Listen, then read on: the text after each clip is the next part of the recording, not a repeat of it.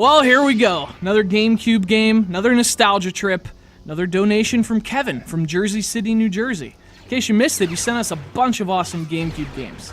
And a few crappy GameCube games. But the good ones have been a lot of fun to revisit. I mean, I haven't played some of them in years. Case in point, Lego Star Wars the video game. The original. I looked into it. I reviewed this back in 2010 for the PlayStation 2. Back when the Lego games weren't quite as oversaturated.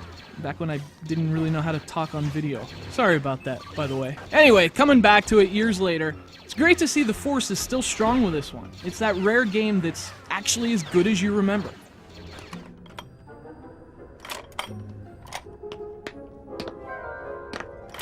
Roger, roger.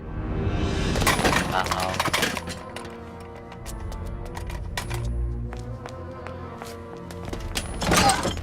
So it was 2005, and although there had been Lego games in varying capacities, there was never anything quite like this one. Lego Star Wars was a huge deal. People loved this game, and it launched a series that would become one of gaming's biggest in the following decade. Lego Batman, Lego Indiana Jones, Lego Harry Potter, the list goes on, and it all started here.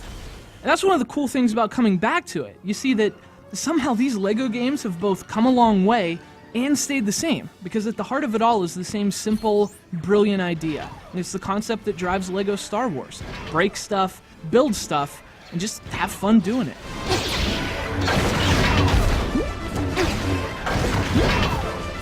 So, if you haven't played it, Lego Star Wars combines Lego and Star Wars. Shocker, right? You get to play through the major moments of the prequel trilogy, only the whole world's been Lego-fied. The Jedi, Legos. The droids, Legos. The queens, the spaceships, the Gungans, Legos, horribly ill-conceived Legos. The thing that still strikes you about this game, all these years later, is just how seamlessly it merges the two together. It just makes perfect sense. Like, yeah, Qui-Gon should be a Duplo.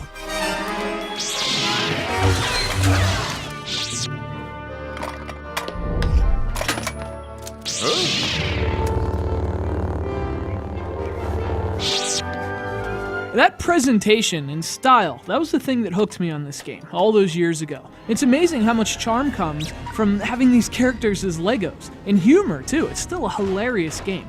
But if there's one thing you do notice, it's that the characters are silent. There's no voice acting, which is something future Lego games would change. But, you know, I kind of like the silent approach. It makes the humor more clever, more about Lego than just writing jokes. So it lets the acting and the music handle much of the storytelling. With music this good, that's not a bad idea.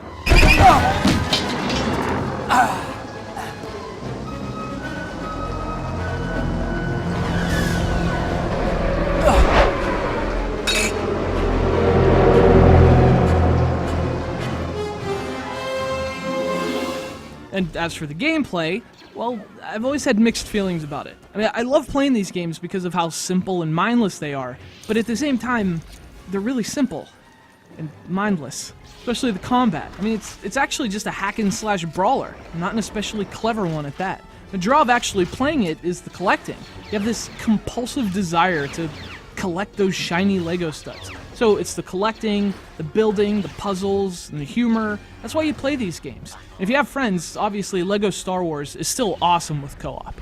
Anyway, if you want to hear what I thought about this game 3 years ago, check out our review of the PS2 version. This one's more of a refresher course, and an awesome reminder that even though there's a ton of them these days, the Lego games are still a lot of fun, especially for kids. And I mean, who among us isn't a kid?